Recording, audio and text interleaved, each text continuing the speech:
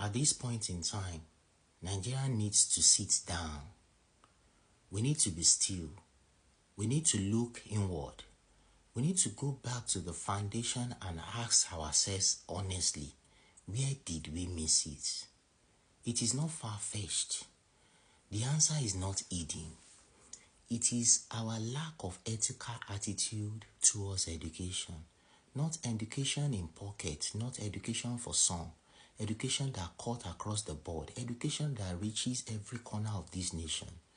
But somewhere along the line, we look the other way. Do you remember the JAMB days?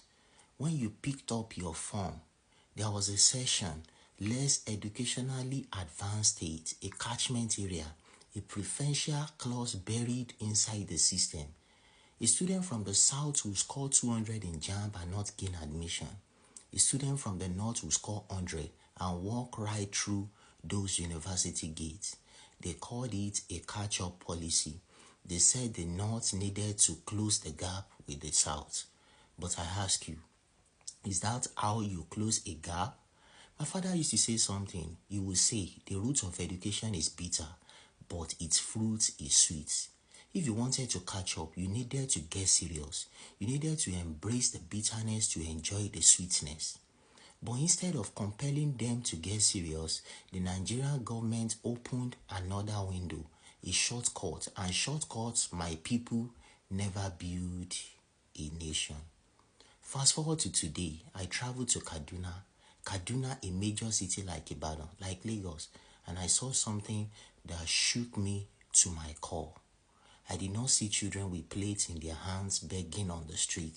I saw adults, late teens, early 20s, moving in groups, roaming the streets with nothing, absolutely nothing to do. Those are Amajiri children that we ignore 10, 15, 20 years ago. Jungle has matured. They have grown up, and they grew up with no education, no skill, no purpose, no direction. And do not forget, an idle hand is the devil's workshop. That is the genesis of Nigeria's problem. Those boys are no longer begging with plates. Today, they have graduated into banditry, into insurgency, into the very crisis that is consuming us today. We created this with our silence, with our indifferences, with our decision to look the other way, thinking it will never come back to haunt us. It has come back, and it has come back with fury. So what do we do? First, state police.